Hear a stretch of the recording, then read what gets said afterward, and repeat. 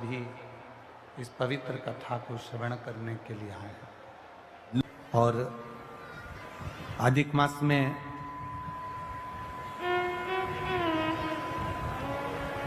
प्रयास करिएगा कि जितना बन सके अपनी जिंदगी में उतना शिव तत्व को प्राप्त करने का प्रयास करिए। एक जुआरी जरा सा फूल पत्ती भगवान पर फेंक देता है और वो राज सिंहासन पर जाकर बैठ जाता है। लोग कहते हैं शिव जी के पास में कुबेर का खजाना है, शंकर भगवान के पास में अपार धन है, शिव जी के पास में अपार संपदा है। इसलिए दुनिया के लोग शंकर जी का भजन करते हैं, शिव जी पे एक लोटा जल चढ़ाते हैं, शंकर जी की भक्ति करते हैं। इसलिए लोग शिव जी की पूजन करते हैं, उनसे मांगने के लिए, उनसे पाने के लिए। ये दुनिया के लोग समझ नहीं पाए। लोग कहते हैं शिव जी की पूजन इसलिए करते हैं क्योंकि उनके पास करोड़ों का धन है, अंबारियां भरी पड़ी है, लक्ष्मी भरी पड़ी है, संपदा भरी पड़ी है। उन दुनिया के लोगों को बताना कि हम शंकर जी की पूजन इसलिए नहीं करते कि उनके पास कुबेर का खजाना है। दुनिया के लोगों को बताना हम शंकर जी की पूजन इसलिए नहीं करते क्योंकि उनके पास ढेर खजाना है। हम शंकर जी की पूजन इसलिए नहीं करते कि उनके पास में धन और दौलत के भंडार भरे पड़े हैं। हम शंकर जी की पूजन इसलिए नहीं करते कि शंकर जी के पास बहुत सारी संविदा, बहुत सारा सामान, बहुत सारी पूंजी हमारे भोलेनाथ जी के पास में है। हम शंकर जी की पूजन धन को देखकर नहीं करते, हम शंकर जी की पूजन, सनातनी शिव जी की पूजन शंकर का भक्त इसलिए करता है कि शंकर जी के पास इतना होने के बाद भी वो लुटाकर शमशान में रहता है। इसलिए हम शिव की पूजन करते हैं जो दोनों हाथों से लुटाना जानता है। इतनी संपदा होने के बाद खुद अच्छे सोने के महल में रह सकते थे भोलेनाथ। इतनी संपदा होने के बाद, कुबेर का भंडार होने के बाद, खजाना होने के बाद मेरे भोलेनाथ अच्छा महल बनाकर रह सकते थे। पर मेरे शंकर भगवान ना महल बनाकर रहते हैं, ना बहुत बड़ी अटारी बनाकर रहते हैं। मेरे भोलेनाथ तो शमशान का निवास कैलाश के शिखर पर अलमस्त होकर बैठे रहते हैं। क्योंकि हम शिवजी की पूजन उनके खजाने को देखकर नहीं करते, हम शिव जी की पूजन इसलिए करते हैं कि खजाना होने के बाद भी उनके जैसा लुटाने वाला दुनिया में कोई नहीं होगा। इसलिए शिव की आराधना। शिव महापुराण की कथा कहती है पुरुषोत्तम मास चालू हुआ है, अधिक मास चालू हुआ है। 5 चीजें अधिक मास के महीने में शिव जी के लिए आप करिए।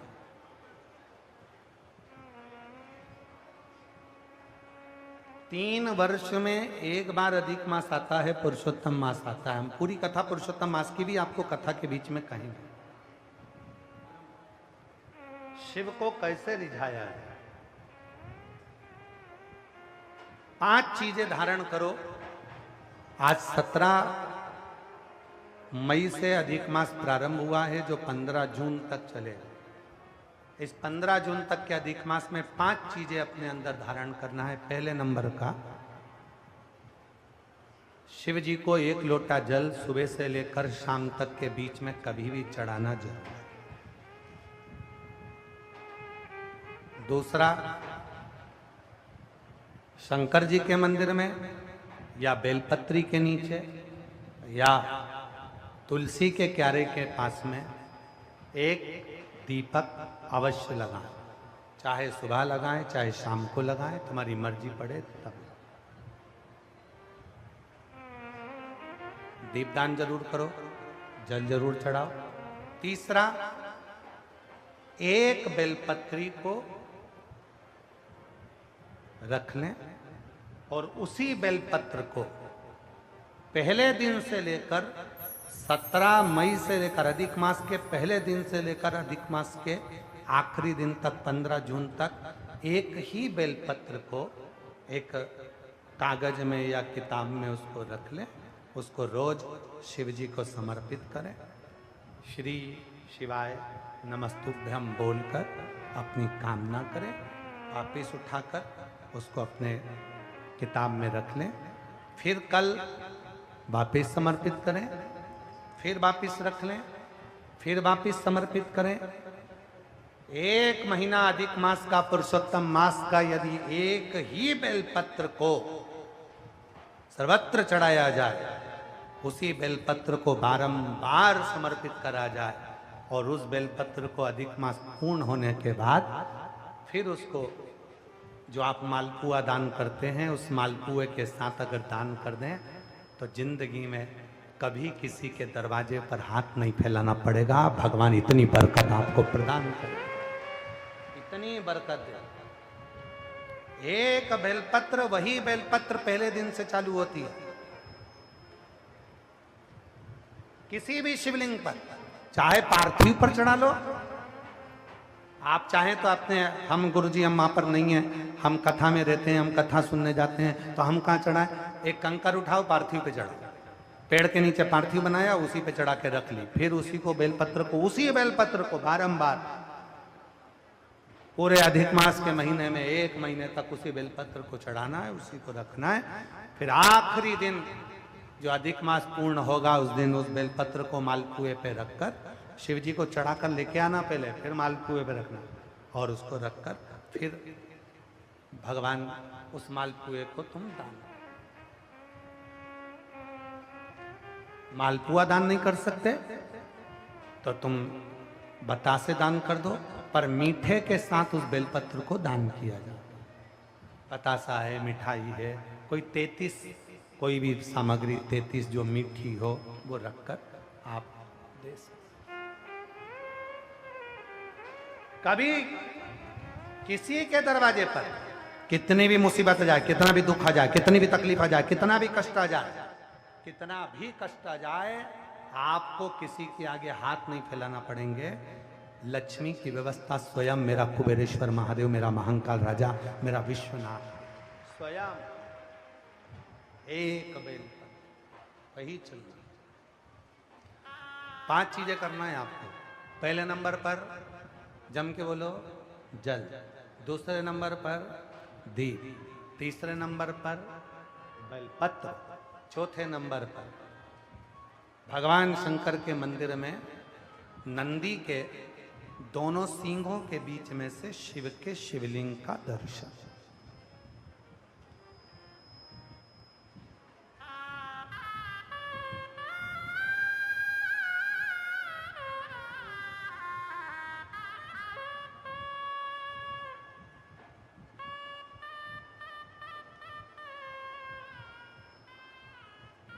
नंदी के जो सींग है, उन सींग के मध्य में से भगवान शंकर का दर्शन। क्यों? किस लिए? अगर पुरुषोत्तम मास में, अधिक मास में हम नंदी के दोनों सींगों के बीच में से शंकर के शिवलिंग का दर्शन कर लेते हैं तो अपने अंतिम सांस तक शरीर के अंदर कोई बड़ी बीमारी कभी नहीं आती, कोई गंभीर बीमारी कभी नहीं, क्योंकि ज्येष्ठा का अधिक आया है।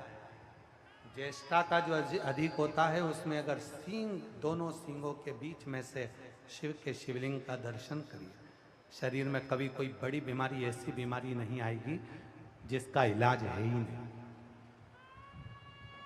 रोगीले होकर, कष्ट भोग कर शरीर को नहीं त्याग, बहुत बड़ी बीमारी के साथ शरीर का त्याग नहीं करो। चौथा और 5वें नंबर पर भगवान शिव के मंदिर में, भगवान शंकर के मंदिर में या शिव कथा में या जहाँ हो वहाँ प्रदोष काल में, प्रदोष का समय, सूर्य डूबने का समय जब हो, उस समय पर 5 बार 7 बार या तो पंचाक्षर मंत्र नमः शिवाय, या षडाक्षर मंत्र ओम नमः शिवाय, या श्री शिवाय नमस्तुभ्यम का जप। 5 बहुत, ये 5 अधिक मास में शंकर की 5 चीजें धारण कर लो। उसमें सबसे ज्यादा जरूरी जो है जल, दीप, बेलपत्र, वही चढ़ाना, वही लेकर आना। कभी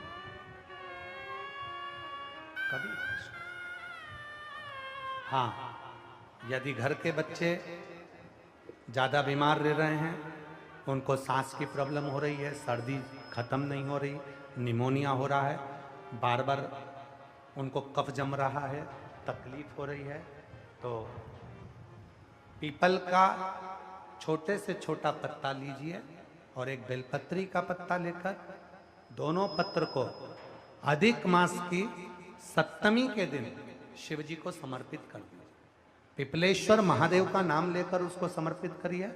उन दोनों को उठाकर लेकर आ जाओ। उन दोनों को जहां बच्चा रहता है उस घर में किसी भी स्थान पर उसको रख दीजिए। उसकी जो कफ जमना है, जो निमोनिया है, वो धीरे धीरे समाप्त होना प्रारंभ हो जाता है। सप्तमी तिथि अधिक मास, इसके सिवाय नहीं होगा। वो अधिक मास के सिवा वो हो ही नहीं सकता, केवल अधिक मास। अधिक मास की सप्तमी तिथि को पीपल का पत्ता, छोटा छोटा ही बेलपत्र का पत्ता समर्पित किया। नाम लेना है पिपलेश्वर महादेव। क्या नाम है? जम के बोलिए जरा। पिपलेश्वर महादेव। हमने पहले भी कथा में कहा, एक है कुंदकेश्वर महादेव, जो दवाई नहीं लगती, कुंदकेश्वर का नाम का स्मरण करो। कफ शरीर में, निमोनिया, सर्दी, इसको समाप्त करने के लिए पिपलेश्वर। जब सोमवार का दिन हो, हमें लोन लेने जाने से पहले, लोन प्राप्त करने से पहले, बैंक का कर्जा हो, चाहे पड़ोसी का कर्जा हो, चाहे व्यापारी का कर्जा हो, हमें किसी से कर्जा लेकर अपनी जिंदगी नहीं चलाना। हमें मौन होकर, जहां नंदी बैठता है उस नंदी के बिल्कुल पास में 2 मिनट बैठकर, जब सोमवार का दिन हो या कभी आपको ऐसा लगे कि सोमवार को भीड़ ज्यादा रहती है मंदिर में, जब बाबा तुमको एकांत में मिल जाए, अकेले मिल जाए, एकांतेश्वर मिल जाए, तुम उसके पास में जहां नंदी बैठता है उसके नजदीक बैठकर नंदी के चरण का स्पर्श अपने हाथों से करते हुए, जैसे नंदी महादेव का दर्शन करता है, वैसा दर्शन जिस दिन आप दिल से मौन रहकर महादेव का करना प्रारंभ कर दोगे, आपको लोन की जरूरत नहीं पड़ेगी, मौन में सब कुछ प्राप्त हो जाएगा।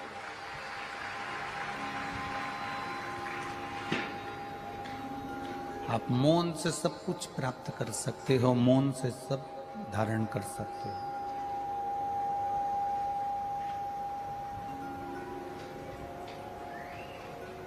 नंदीश्वर के केवल चरणारविंद का स्पर्श कर कर भी हम अगर देवाधिदेव महादेव का दर्शन कर रहे हैं, शिवलिंग का दर्शन कर रहे हैं, तो उसमें सुख है हमारा, उसमें आनंद है हमारा।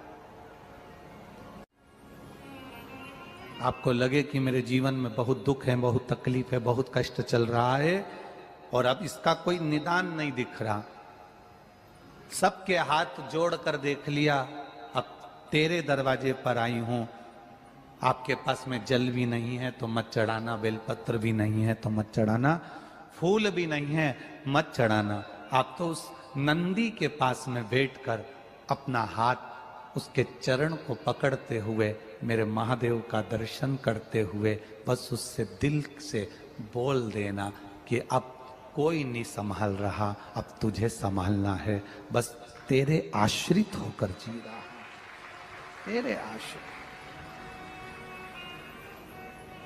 जब कोई नारी, जब कोई पुरुष, जब कोई बच्चा, जब कोई बुजुर्ग, जब कोई भी संसार सागर में रहने वाला मानव मेरे मंदिर में आएगा और नंदी के कान में कुछ कहकर जाएगा, तब तू उसको सुनकर माँ पार्वती से कहेगी। और पार्वती जब मेरे साथ प्रतिदिन प्रदोष काल में, प्रदोष के समय, शाम के समय भ्रमण पर जब पार्वती मेरे साथ जाएगी, तो पार्वती मैया जिसके सामने नंदी को रोक देगी, मैं उसके ऊपर कृपा करते हुआ चले जाऊंगा। ये हमारा भाव शिव महापुराण की कथा वर्णन कर रही है। ये हमारा भाव भगवान देवाधिदेव महादेव का चरित्र वर्णन कर रहा है, ये शिव तत्व वर्णन कर रहा है। कितने लोग हैं जो भगवान नंदी के कानों में कुछ कहकर आते हैं? बोले हो कभी? सीधे बोल देते हो क्या जाकर? नंदी के कानों में कहने का भी एक तरीका है। आप लोगों को मालूम होगा वो तरीका? नहीं मालूम?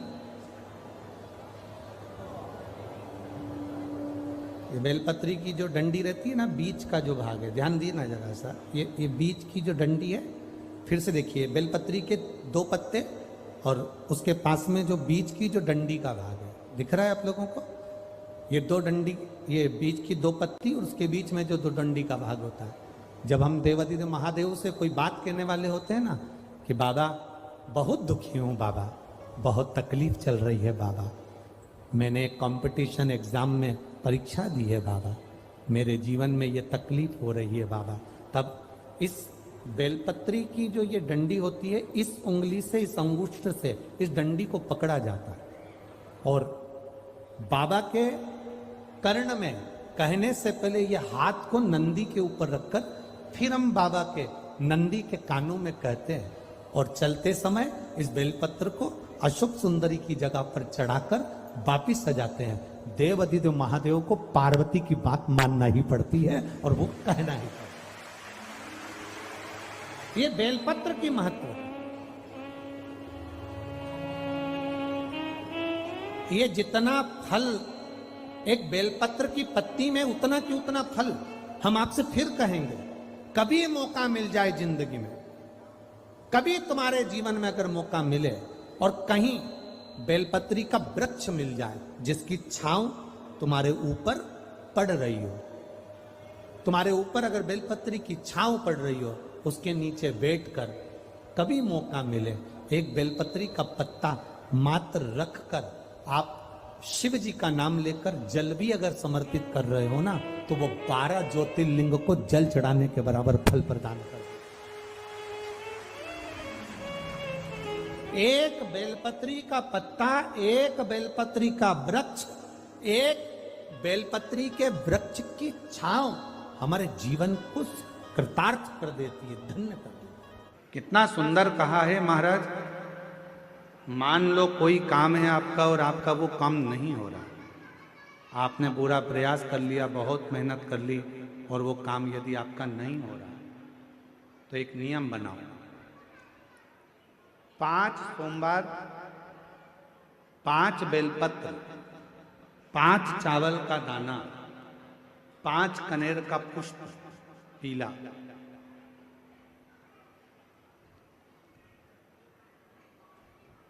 शिव जी के मंदिर में लेकर जाइए। सबसे पहले अशोक सुंदरी वाली जगह पर वो 5 बेलपत्र, 5 चावल के दाने और 5 कनेर का पुष्प अशोक सुंदरी की जगह, आपको मालूम है ना अशोक सुंदरी की जगह सबको? तो जैसे ये जो शिवलिंग है, ये जो जलाधारी है, ये माता पार्वती जी का हस्त कमल है। शिवलिंग शंकर भगवान का स्वरूप है। जल जो बहता है, राइट में गणेश जी, लेफ्ट में कार्तिकेय जी, बीच में एक मोटी सी लाइन होती है शिवलिंग के सामने, वो अशोक सुंदरी का स्थान है। शिवलिंग के ठीक ऊपर भगवान शंकर जी का जो जल बूंद बूंद गिरता है, वो भगवान शंकर जी की 5 बेटियां जया, विषहरा, श्यामली बारी, दौतली और देव। इस स्थान पर आप जो भी 5 बेलपत्र, 5 चावल का दाना, 5 कनेर का पुष्प लेकर गए हो, यहाँ समर्पित करो। शिव जी से प्रार्थना करो, बाबा मेरा ये काम है पूर्ण होना चाहिए। बहुत हाथ पैर जोड़ लिए लोगों के, हो नहीं रहा। यही सामग्री को उठाकर शंकर भगवान के शिवलिंग पर समर्पित करो। बाबा से प्रार्थना कर कर बाबा इसको स्वीकार करना। जैसे अशोक सुंदरी की बात को आप स्वीकार करते हो, वैसे ही अशोक सुंदरी की बात को स्वीकार कर कर मेरी झोली भरना।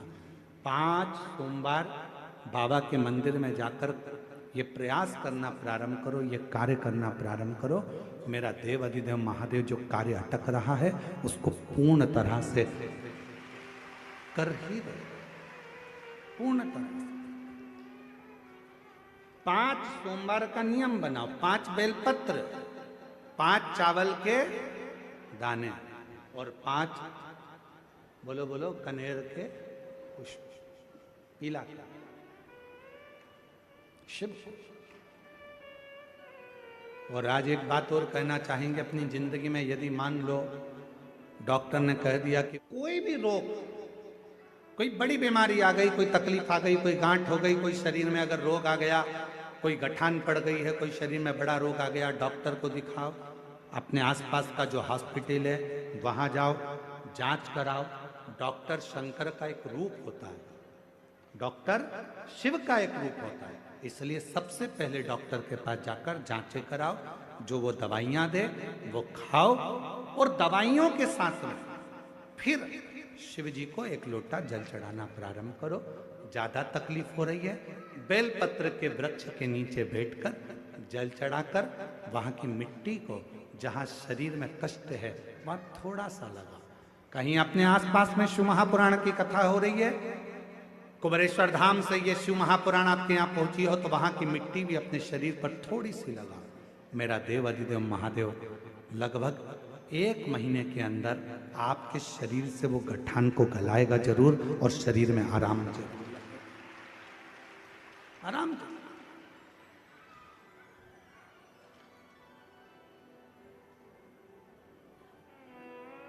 बेलपत्र की छांव के नीचे बैठकर भगवान शंकर का भजन। कभी आप लोग कुबेरेश्वर धाम जब आएंगे, या कुबेरेश्वर धाम की पवित्र धरा पर सीहोर में जब पहुंचेंगे, तो वहां पर जो बेलपत्र की वाटिका है, वहां जो 500 साल पुराना बड़ का पेड़ है, बट वृक्ष है, कभी आप लोग जब जाएंगे तो वहां कभी बैठेंगे, एकांत में बैठकर जब आप वहां श्री शिवाय नमस्तुभ्यम का स्मरण करेंगे, तो आपको ज्ञात होगा कि वो आपके धीरे धीरे दुख को, तकलीफ को, कष्ट को दूर कर